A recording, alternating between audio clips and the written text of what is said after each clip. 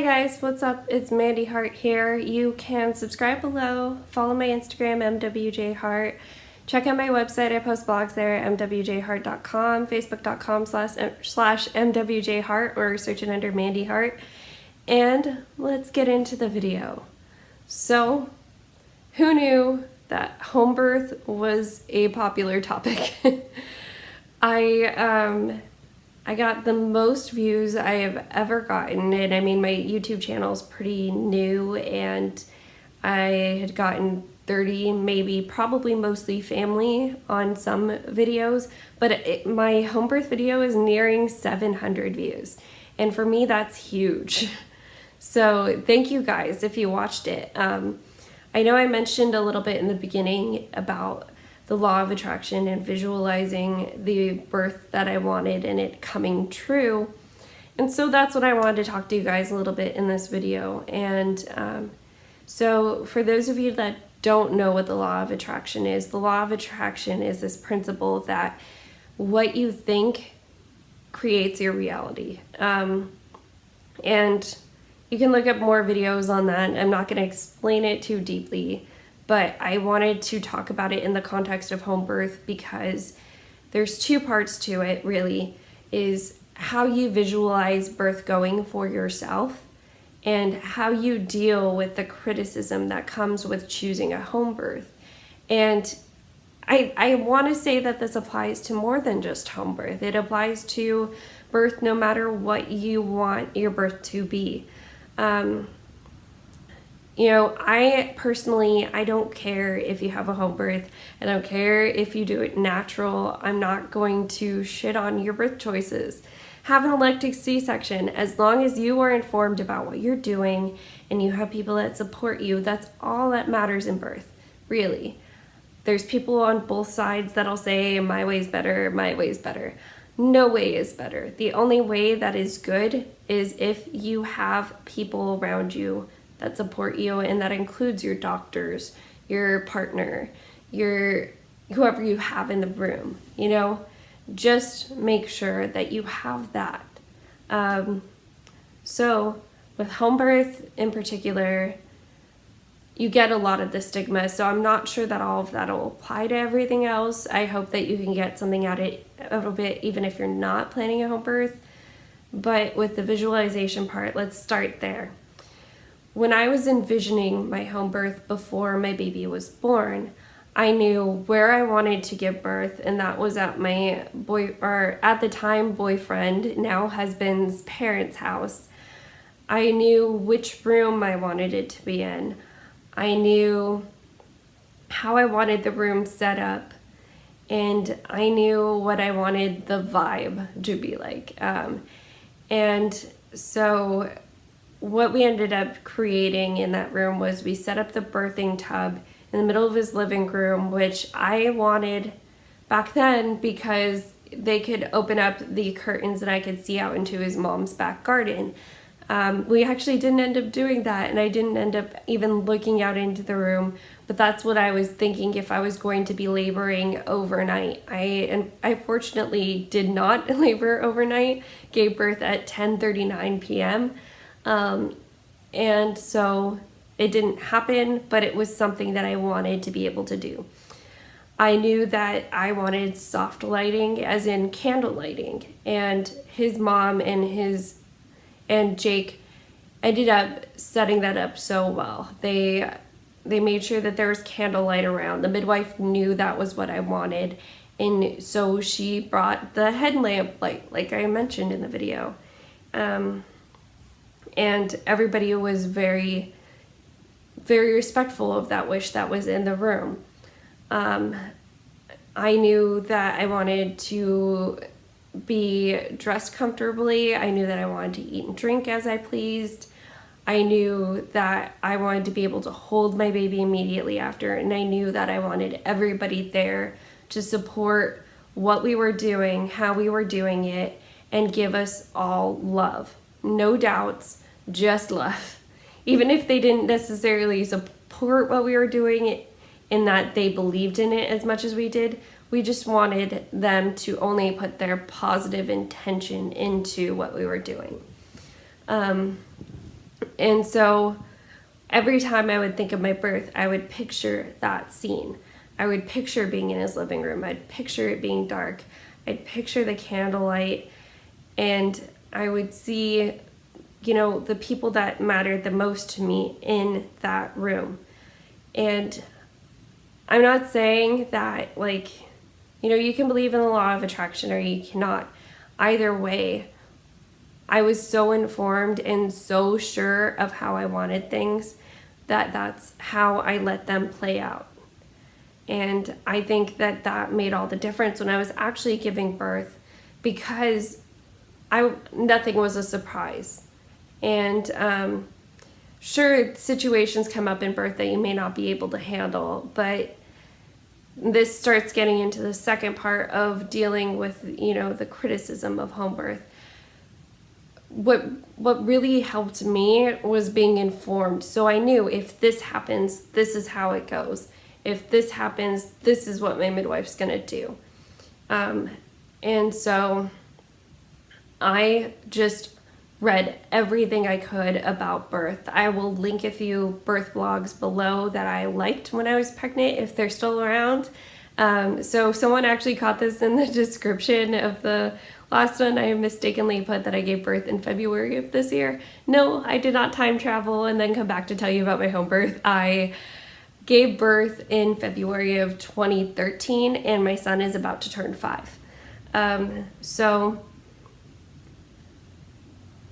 on the note of being informed, the criticism that comes with home birth and with natural birth in general, I'm not sure, maybe elective C-sections, you have people that criticize you in the same, and you can do the same type of things. I don't know, but at least in terms of natural birth and home birth, I think that this will apply. So what I did to not let those negative thoughts go into my intention for the home birth was, if someone told me that they didn't think home birth was safe because of this fact or this study that they had read, or if they didn't think home birth was safe because they knew someone who gave birth and almost died because of this thing over here, I would first of all not freak out, and then I would read on that subject, and I would turn the information that I found into, well, this is how I can use it to inform my home birth. So to give you an example, and once again, I don't want to shit on anybody's birth experience, but it's just kind of a fact that if you're very informed on home birth and natural birth, that when people have these "my baby almost died" stories, there's usually something that the doctors did or something that happened that led to that was an intervention. And so say someone came to me and said, well, I wouldn't have a home birth because my baby almost died because a cord was wrapped around its neck. Well, I looked up what the actual danger is in the cord being wrapped around the neck. It's very low, actually. Midwives have a technique that they use to unwrap the baby while it's coming out without touching the cord, because when you touch the cord, it stops the constriction. It constricts, and so the blood flow doesn't go through it. Baby's not getting oxygen how it should be, and that's bad, obviously. So midwives do know how to handle it. I researched on my own. I talked to my midwife about it, and then I used that to inform my home birth. I would say, if the baby has the cord wrapped around its neck, I would really like you to do this. And one thing that was important to me was delayed cord clamping. And so I said, I would want you to try to preserve our connection via the cord. If William was born with a cord wrapped around his neck, we didn't know he was a William when we were planning, but yeah. And if someone told me about a study that they had read with home birth, I'd actually look up that study, and the studies on home birth, I don't know, make up your own mind. There's flaws in every single study out there in medical literature, I'm sure. But I would look up the study itself, talk to my midwife about it, ask her her opinions on it, ask her, just as many questions as I could regarding whatever that study found. And, I would just ease my mind that way. Now, there was multiple different things that people had said to me throughout the planning and execution of my home birth that really could have gotten to me if I hadn't have been in this state of mind where I was blocking out everybody's negative intentions. I had people say that I would end up at the hospital anyway. Actually, one of the nurse midwives at the hospital, right before I stopped my care with them and switched to the provider at the hospital that my midwife recommended, I had told them I'm leaving to do a home birth. And the nurse midwife that was checking me on that day said, well, I'll see you when you come in for exhaustion. And, nowadays I'd punch her, but I was so floored that she had said that to me that I just, I called up my midwife and laughed about it with her. And she was like, yeah, people do transfer because of exhaustion, but we're not going to let that happen with you. This is what we're going to do to make sure it doesn't happen. I had family members say things like, well, I trust doctors. Doctors are just people. And, midwives are just people even. The human body is so complex and so multifaceted that nobody can know exactly what to do in every single situation. You have to trust the person that is working with you to handle your situation in your body. And that's really the best you can do with birth. Yes, things that are unexpected can happen, but if you trust that person enough, that person knows what's going on with your body, your baby enough, you're not going to face any problems there. And what's funny is that 2 seconds before that family member was saying, I trust doctors, that's why I wouldn't have a baby at home, he was talking about how a doctor had messed up a procedure with it. I hope you're not watching this. So there's that. What you have to do to keep your birth the way you want it, really, this is what it boils down to. You have to not let the negativity get to you. If people are telling you natural birth isn't possible, natural birth isn't safe, natural birth is going to hurt too much, don't listen to them. When I heard about the pain, I would say, yeah, that's one person's experience, but there's people that have orgasmic births. I would never, ever, ever let people tell me it was going to hurt too much. Yes, birth does not feel good sometimes. And for most of the people, it doesn't. But when you're scared of how much it's going to hurt so much more because your body's going to be tense.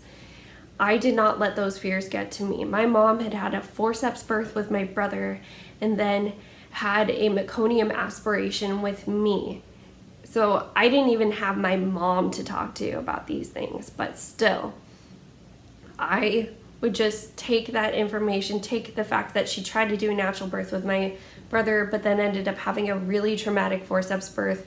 I took that and was like, yes, that was her experience, but that doctor didn't do what was best for her body in that moment. This is what should have happened. And what should have happened with my mom's case was my brother was actually really, really late. And he probably shouldn't have gone post-terms that late. But that's what happened. And forceps, obviously not the best choice. It may have been less traumatic for my mom to even have a C-section in that case. But that's not what happened, and she had to deal with the trauma from that. And I think that watching me home birth actually helped her deal with the trauma a lot. So you can't let any of the negativity seep into what you're envisioning for yourself. yes, birth hurts. It hurts a lot when it's natural. It doesn't always hurt for everybody though, and it hurts the most when you're the closest. That's the one thing that kept me going, because my birth didn't get painful until right after my water broke, and the contractions sped up to pushing my baby out within 2 hours of my water breaking. So I had told myself all along through my pregnancy, yes, it may hurt. It might not hurt too, but I'm not going to be afraid of the pain, because it hurts the most when you're the closest to having your baby born. And when I felt like I couldn't do it anymore, that's when William's head was right there. It's when I was ready to push. And, you know, like when I had actually gotten into the birthing tub, I didn't say this in the last one, but when I had gotten into the birthing tub, one of the first things that I started saying was, I don't think I could do this. I don't think I could do this. And Jake looked at me and was like, you already are. And I mean, talk about having a supportive team. So bottom line is, keep everything about your birth positive. Be so sure about the way you're going to do it that nobody's words can get to you. Be strong for you and for your baby, and you'll have the best experience that you could possibly have. And above all, stay informed, so that if some complication does happen, you know exactly how you want things to go still, and you can still say at the end of the day, things went exactly how I wanted. You never want to be in a situation where you're not in control because you weren't informed and you had to make a decision based on someone else's information. Be as informed as possible and stay as positive as possible. Anyways, I hope that you got something out of this video. Let me know in the comments what you want to see next. Do you want to hear about my breastfeeding journey? Do you want to hear something else about my home birth? Do you want me to do a home birth Q&A? Talk to me, please. I'm begging you. See you guys in the next one. All right, bye.